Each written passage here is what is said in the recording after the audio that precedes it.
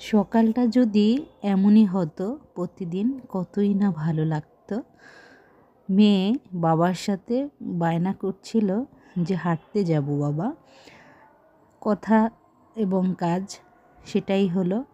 তারপরে আমরা তিনজন বেরোলাম হাঁটতে। মেয়ে বাবার সাথে হাঁটতে খুবই মজা পাচ্ছিল। সে একবারও বায়না করছিল না কোলে ওঠার জন্য। তো বরাবরই হাঁটছিল বাবার হাত ধরে। এটা বেশ ভালোই লাগছিল। এরপরে আমরা রেস্টুরেন্টে ঢুকলাম। কই আসছো? নাস্তা করতে আসছো রেস্টুরেন্টে সকালবেলা আব্বুর সাথে?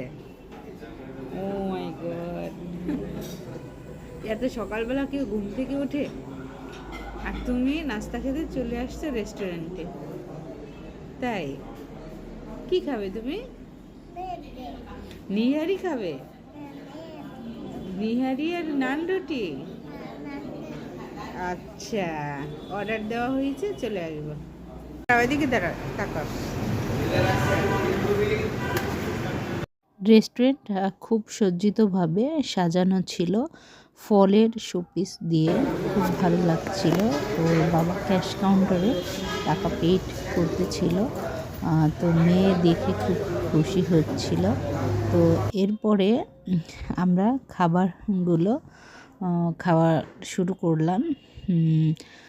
খাসির পায়া ছিল, প্লাস হচ্ছে নান রুটি। মেয়ে খুব পছন্দ করে এটা খেতে। তো আমরা খাচ্ছিলাম, খুব ভালো লাগছিল, টেস্টি ছিল খাবারটি। এরপরে আমরা মিষ্টির দোকানে গেলাম। সেখান থেকে কিছু মিষ্টান্ন ক্রয় করলাম। তারপরে মিষ্টান্ন কিনে বাসার উদ্দেশ্যে রওনা দিলাম।